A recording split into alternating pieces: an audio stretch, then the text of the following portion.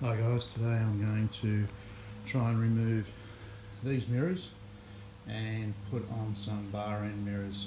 I searched all over the internet, couldn't find a YouTube video on this, probably because it's so easy you don't need a video, but figured I'd try and video it as I went through it.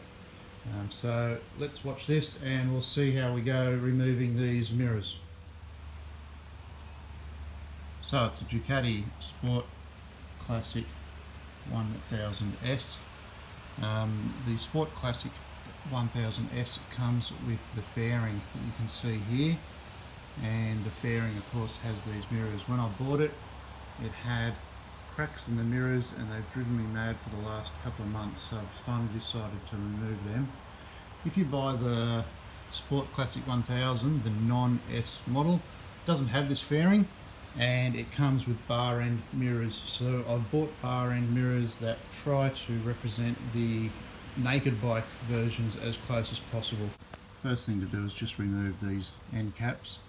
I've already put a screwdriver in here and just loosened them off a little bit. You might need to get a knife in if you can't get a screwdriver in. I want to keep these, otherwise I'd have put multi-grips on the end and just twisted them out. But if you just get a screwdriver in, gently ease them out. Comes out with a hollow end. Now, as I said before, I just didn't particularly want to replace these mirrors because they're broken like for like. I think they look a little bit like Shrek ears, these types of mirrors, so I wanted to replace them with something that looked classical and still fitted in with the style of the original bike. These are the types of mirrors that are on the non-faired Sport Classic, so I've tried to replace it as best I can. They're fairly adaptable. You can change the orientation of the mirror itself and the arm just by loosening off an Allen bolt in there and changing that configuration. So I'm going to fit these up as best I can. Well, I've opened the packet and that's the only fitting implement you've got. Clearly an Allen bolt won't fit in there. Now, I suspected that was the case when I bought these, so I went ahead and bought some well nuts. I don't know if you know what a well nut is, but it's effectively a nut with a rubber bushing around it. I'll pull that out and I'll show you what I mean. So that's a well nut. It has a nut in one end, a rubber cover, and these are actually intended for actually mounting plates. And I'll show you how they fit plates together. I'm not going to use it in that application today. I'm going to try and fit this inside that space there and make use of the tightness of the rubber against the inside of the handlebar and the expanding properties of the nut. That as you tighten the nut, it actually pushes out against the rubber to hold it in place. I'm hoping that will be enough to hold this in place. Now, one of the problems is that length is actually a little bit too long to fit neatly inside the handlebar. So I'm going to have to cut a little bit off the end and then come back. So there you have it. I've cut the top one just a little bit shorter, basically in half, taken that flanged section off the end. This is the end with the nut in it. You can see the nut there. I'm going to try and insert that now. So you can see there, I've actually pushed that well nut in. The thread is on the furthest from camera end. So what you're seeing is the loose rubber end here, and the thread end is at the other end.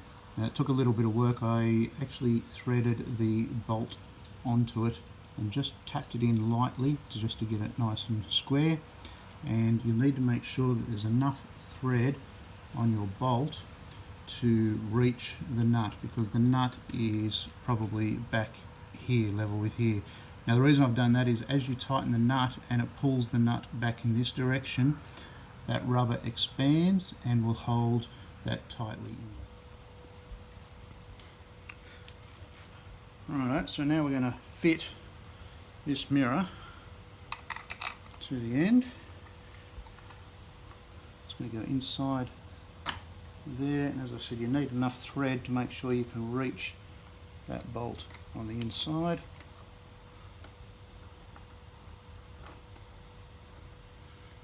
pulling it in. Now it's just a case of winding that in, and as that tightens up, it's pushing on that rubber and hopefully expanding inside that handlebar.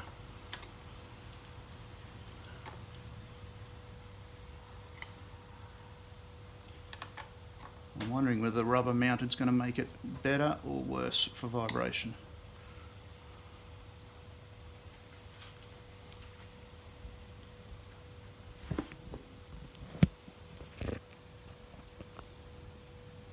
Right, I'll do the same to the other side and then we'll have a look and see how it looks. And we can straighten those arms up. These are totally adjustable, so it might mean that that arm needs to come around a little bit just to make it look a little bit better. So the next job we want to do is just remove these fairing mounted mirrors, and it's two 10mm bolts sitting underneath each of them.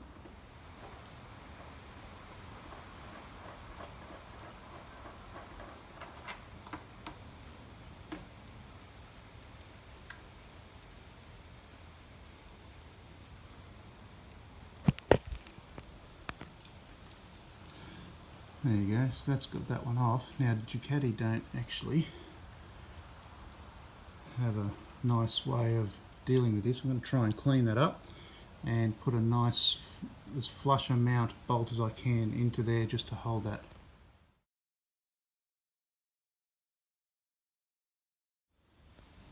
So a bit of polish, cutting, just a bit of cutting compound, took any of those marks off. Now I'll put a couple of blank bolts just into there to hold that. And there's the mirror. In fact, I've got this one configured on the right side, slightly different. I can put it like that. Or, no, they haven't decided. It looks a little bit neater that way. Probably may not give you as good vision. Anyway, I'll experiment with that and see how it goes. So that's what the final finish looks like. I think the mirrors in the outward facing configuration look best. So the only thing left to do now is go for a ride.